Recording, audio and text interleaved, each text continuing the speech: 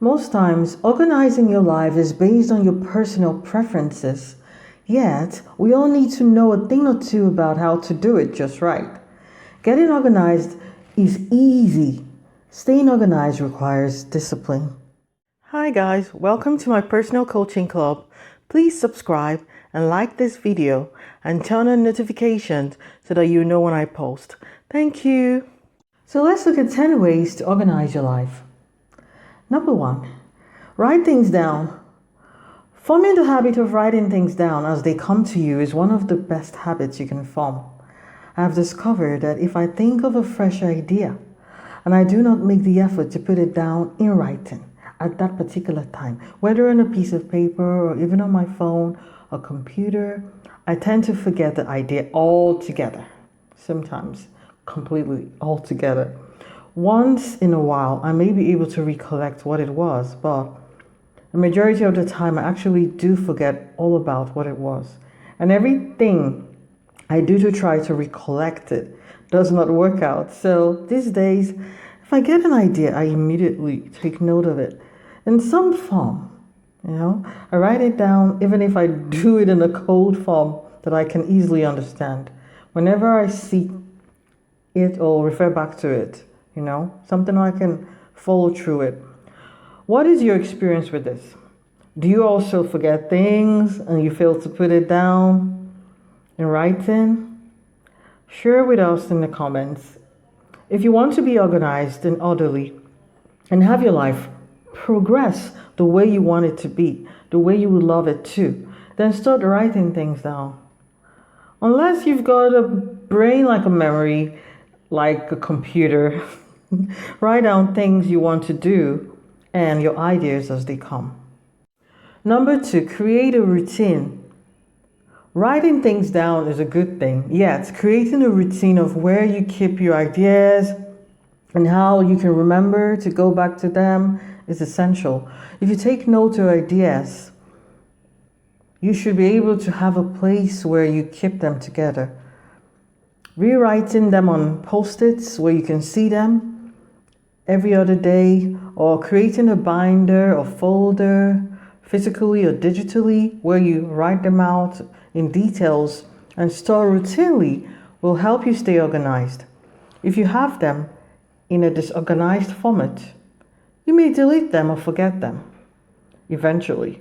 But if you have a course of action which you follow regularly to ensure that they are properly stored, you will find yourself more organized and able to follow up on any of them. Number 3, make schedules and deadlines.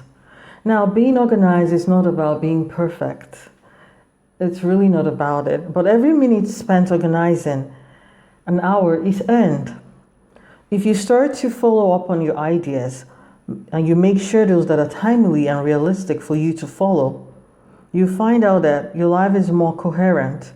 If you set out to read for an hour every day on a particular area of interest, for instance, having a schedule of your reading time and estimating when you're likely to finish, say, a particular book, it can help you to complete it at a set time. Number 4, use a daily or weekly planner. Creating daily or weekly to-do lists will help you to keep your schedules and meet your deadlines. I personally do not know how I could function without a daily planner. An itinerary, that is the only way I'm able to help myself stay organized. Being able to protect and know that I have to do this today and project all I have to do today and other days of my week helps me to stay on course and gives me a hang of things. Even in business, I believe that no business or organization can function properly without planners and proper organization. By all means, use a calendar. It's simple when you need to. Number 5, set your goals and targets. Organizing is a journey and not a destination. Yet, in line with having deadlines and projections, it is always effective to always set goals and targets. When you set goals regularly, you are very likely to surpass them, which leads to a lot of growth. Having a plan of how you want things to go will instill a growth mindset in you and you will learn how to use your time wisely and more efficiently. If you want to make progress towards your goals and targets, you need to be intentional about it and have breakdowns on realistic targets and turn those things into actionable steps. Number 6, do not always procrastinate. There are times we have to move some of our plans around as long as we stay focused on our goals. Yet, you need to find a way to not procrastinate all the time. Some people are perpetual procrastinators, meaning that they're always saying they will do something later, and never get it done. And they have become known for that. I know some people who are so good at what they do when they're on it, but if you plan things with them, they just keep postponing and putting it off. Sometimes it's a perfectionistic tendency. They want to do things right and to do them perfectly. The truth is that there may never be a perfect time or a perfect way to get things done. So just start it off and learn as you go. Many people have great ideas, but they keep putting it off because the time is never right. Newsflash, many times the time will never be right. Learning on the way to the top will never get old. If you're struggling with procrastination, then it is time for a change. I know change is hard, but like Robin Sharma says, change is hard at first, messy in the middle, and gorgeous in the end. Progress is impossible without change, and those who cannot change their minds cannot change their lives or anything. George Bernard Shaw says, another reason why some people procrastinate is because they do everything themselves. If you have targets and deadlines, instead of procrastinating, if you have to delegate, by all means do, and give out proper instructions to help, keep to your deadlines. Number 7, have a place for everything if you can. Use a method and system that works for you and have a place for everything. I feel that this is one of the, fastest ways you can get organized. It does take discipline though, but most of it is out of habit.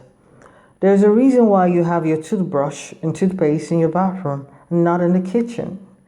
Basic habits and common discipline. When you have a place for everything, you're more likely to know where to find them, unless for the occasional times when maybe a toddler or child around you may move it around every once in a while in the home. Even in the workplace, having everything in a set place, in a proper place, kept in a particular format helps to keep things organized. There is no need going overboard with it. Just find what works for you, a filing system or something. Also, if you forget to keep things where they should be once in a while, that is only normal and that is only human. The point of being organized is to know when to clean up and put things in the right place as soon as you can get to it. Number 8, declutter regularly. We've previously talked about decluttering in this video, so you can check it out if you haven't seen it before. Maybe the life you've always wanted is buried under everything.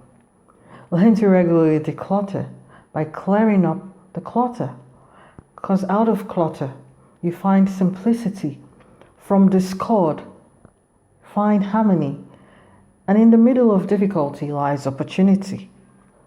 If you cannot have a yard sale, sell some things or give them away. I do this regularly to keep my sanity. If you're going to keep anything, make sure it's something you need. And if you're going to get more, remember you need to give more too. Decluttering is not just about letting go. It is also an opportunity to pass things on to those who need them. And clutter is not just physical stuff. It's also old ideas or toxic relationships and bad habits that you do not pass on, please, to anyone, but you get rid of completely. Clutter is anything that does not support you and does not make you a better person. Clutter can come between you and progress and can hamper your thinking. So declutter regularly for your sanity and organization.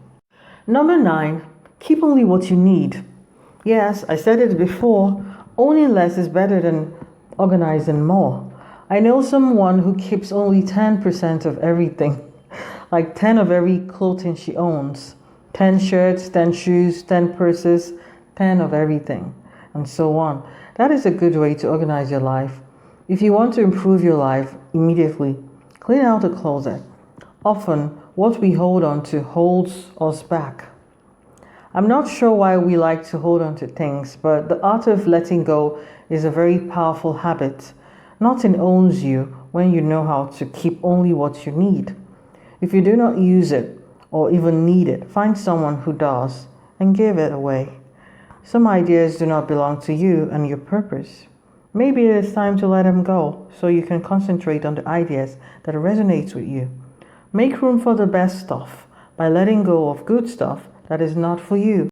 Number 10, repeat. Yes, repeat every good thing we've talked about. Getting organized is a sign of respect for yourself. Good organizing is not just about changing your character or your personality. Really, it's about changing your habits and sticking to better habits. And like we said earlier, it is not about getting organized, it's about staying organized. Organizing always seems impossible until it is done, and you need discipline to do it right. Follow through all the steps we've discussed and do it all over again. That's how it's done. That is how you get disciplined enough to make good habits that will keep you more organized. Repetition is the mother of learning, the father of action, which makes it the architect of all good accomplishments. So, how organized are you? Do you practice any of these ways we've discussed? Which one of them resonates with you the most? Let us know in the comments. Thank you for watching. I love you.